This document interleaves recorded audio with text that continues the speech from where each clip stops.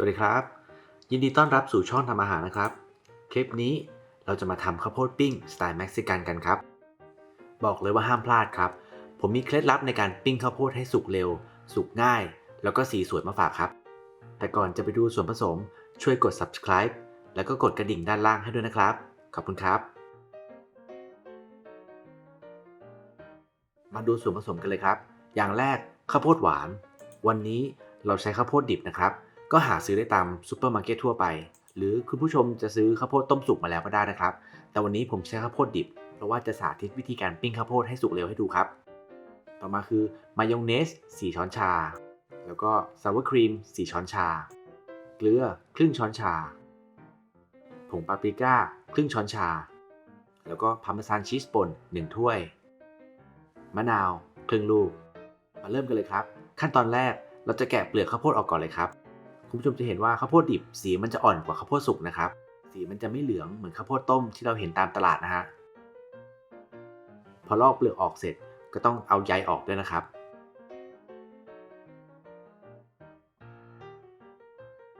แล้วหลังจากนั้นเราก็จะตัดเปลือกข้าวโพดออก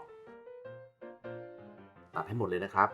เพราะถ้าเกิดตัดไม่หมดเนี่ยเวลาปิ้งเปลือกข้าวโพดมันจะไหม้แล้วมันก็จะไม่สวยครับ ข้าวโพดเนี่ยจริงๆมีหลายชนิดมากเลยนะครับ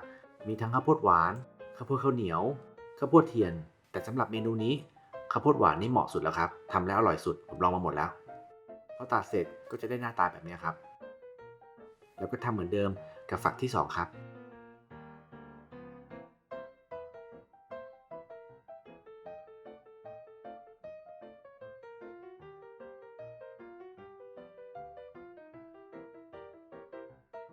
พอปลอกเปลือกออกหมดนะครับเราก็จะไปล้างให้สะอาดก่อนครับตอนนี้ล้างน้ำสะอาดแล้วนะครับขั้นตอนต่อไปเป็นทริคง่ายๆที่จะทำให้ข้าวโพดสุกง่ายขึ้นนะครับคือเราจะเอาเขาไปเข้าไมโครเวฟประมาณ 4-5 นาทีแค่นี้เขาก็สุกแล้วครับเวลาปิ้งเราก็ใช้เวลาน้อยสุกง่ายครับเข้าเวฟเสร็จแล้วนะครับพอสุกข้าวโพดก็จะสีเหลืองเข้มขึ้นแบบนี้ครับถ้าเกิดเราเอาเข้าไปต้มเนี่ยต้องต้มประมาณ10 นาทีซึ่งก็นานกว่าวิธีนี้นะครับเพราะฉะนั้นการเข้าไมโครเวฟเนี่ยประหยัดเวลาไปเยอะเลยครับ หลังจากนี้เราก็จะข้าวโพดไปปิ้งกันครับเริ่มจากเปิดเตาก่อนเลยครับใช้ไฟปานกลางถึงอ่อนนะครับทริคที่2นะครับเราควรใช้เตาแก๊สปิ้งนะฮะเพราะว่าเราคุมเปลวไฟได้ง่ายกว่าเตาถ่านเนี่ยเราใช้ได้นะครับแต่ว่าต้องมีเปลวไฟขึ้นหน่อยนะครับไม่งั้นมันจะไหม้ไม่สวยนะครับแล้วก็แห้งไม่อร่อยครับเห็นไหมฮะลงไปโดนไฟแป๊บเดียวข้าวโพดก็เกรียมสวยแบบนี้แล้วครับปิ้งให้เกรียมทั่วทั้งฝักเลยนะครับ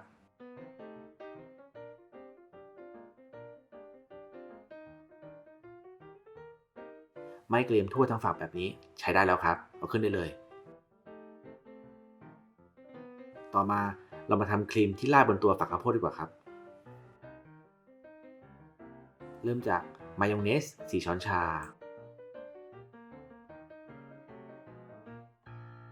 ซาวร์ครีม4ช้อนชา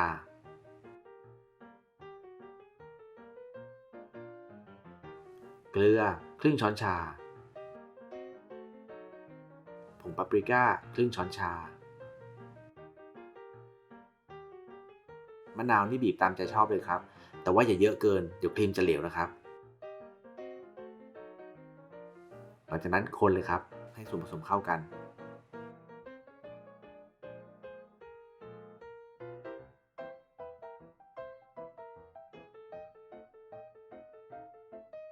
สุดท้าย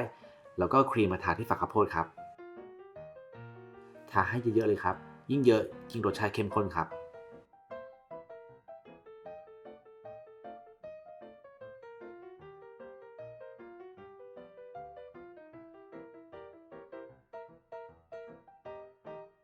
ต่อมาเราก็โรยพาร์เมซานชีสป่นลงไปเลยครับหรือถ้าคุณผู้ชมไม่อยากใช้ตัวพาร์เมซานชีสนะครับใช้เป็นตัวโคติยาชีสก็ได้นะฮะอร่อยเหมือนกันครับต่อมาก็โรยผงพริกปาปริก้าป่นเลยครับชอบเผ็ดก็โรยเยอะถ้าไม่ชอบเผ็ดก็โรยนิดเดียวนะคะสุดท้ายโรยพาสลีย์สับโรยตกแต่งหน้านะฮะหรือจะใช้เป็นต้นผักชีสับก็ได้ครับ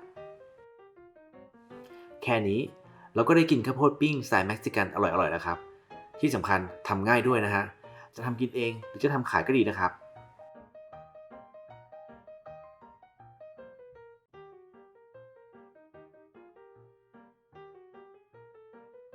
เป็นไงครับน่ากินไหมฮะเดี๋ยวเรามาลองชิมกันดีกว่าครับอืมอร่อยมากนะฮะรสชาติเค็มเปรี้ยวเผ็ดกำลังดีเลยครับข้อดีของการทำกินเองก็คือเราจะใส่ชีสใส่ครีมเยอะแค่ไหนก็ได้ตามใจเราชอบเลยสุดท้ายนี้นะครับขอขอบคุณทุกท่านที่รับชมนะครับผมหวังว่าคลิปนี้จะเป็นประโยชน์แก่คุณผู้ชมทุกท่านนะครับแล้วก็เพื่อเป็นกำลังใจช่วยกด subscribe กดไลค์หรือว่าช่วยแชร์คลิปของช่องทำอาหารด้วยนะครับแล้วไว้เจอกันคลิปหน้าสวัสดีครับ